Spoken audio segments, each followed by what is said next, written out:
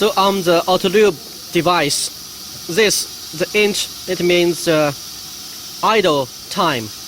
The unit is minute. So here shows 200. It means after 200 minutes, it will do the action.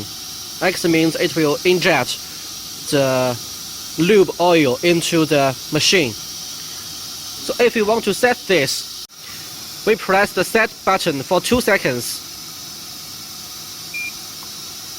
And now we can use arrow button to set the act time. It means 5 seconds here.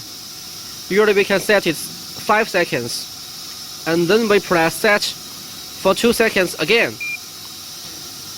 And we can set this to 120.